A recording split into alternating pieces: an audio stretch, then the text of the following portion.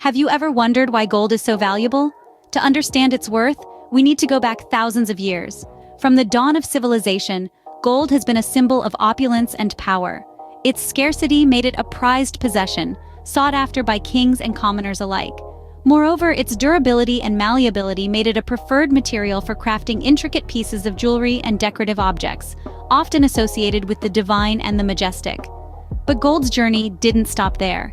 As societies evolved, so did the uses of gold. Its intrinsic value and limited supply made it an ideal candidate for something much bigger, a form of currency. From the ancient Egyptians to the Romans, various civilizations began using gold coins as a medium of exchange, offering a stable and widely accepted means of conducting trade.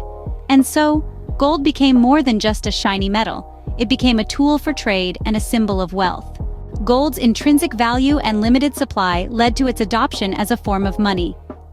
Gold, with its beautiful sheen and resistance to tarnish, quickly became a symbol of wealth and power. But its value went beyond mere aesthetics.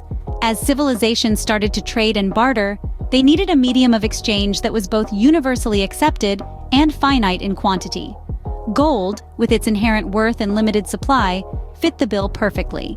From the ancient Egyptians to the Romans, from the Byzantine Empire to the Chinese dynasties, gold coins became a common currency across the globe. These shiny discs were not just a medium of exchange, they were a promise of value, a guarantee. Trade flourished, economies grew, and gold was at the heart of it all, offering a stable and universally accepted means of conducting transactions. From this point onwards, gold was not just a symbol of wealth, but a cornerstone of economic systems. Came the 19th century, and with it, the gold standard. This monetary system held a country's currency value directly tied to a specific amount of gold. It was like a golden promise, a guarantee that your money was worth its weight in this precious metal. The gold standard was not just a shiny idea, it was a cornerstone of economic stability. Imagine a world where your dollar, pound, or yen was as good as gold, literally. This was the world during the era of the gold standard. It was a time when money was not just a piece of paper, but a certificate of gold ownership. It made currencies stable, reliable, and universally accepted. International trade thrived as everyone knew the value of gold. It was a system that made sense, a system that worked. But like all systems, it had its time and place. And so the 20th century brought changes. The gold standard was a system of trust, with gold at its heart. But in 1971, a seismic shift occurred. The calm waters of the global economy were stirred by a series of measures taken by the U.S. President Richard Nixon. This series of bold moves came to be known as the Nixon shock.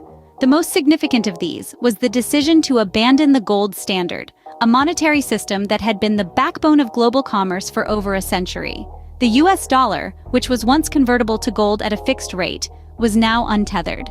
Other currencies, which had been pegged to the dollar, were left adrift. This meant that the U.S. dollar, and by extension many other currencies, was no longer backed by a specific amount of gold. The implications were far-reaching. Economic stability, international trade, and the very nature of money were all about to change.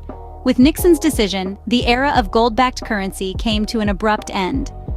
In the wake of the Nixon shock, the world entered the age of fiat currencies. This was a pivotal shift in the global economy, as money was no longer tied to the value of gold or any physical commodity for that matter. Fiat money, which includes the dollars, euros, yen, and other currencies we use today, is a curious concept. It has no intrinsic value. Its worth isn't derived from a shiny metal or a precious gem. Instead, the value of fiat money is rooted in trust and confidence, in the belief that the piece of paper, or the digital number on your screen, represents a certain purchasing power. This trust is placed in the issuing government and its ability to manage the economy. Central banks adjust the money supply, aiming to keep economies healthy and stable. Today, gold remains a valuable asset, but our everyday transactions rely on the trust we place in fiat currencies and the governments that issue them.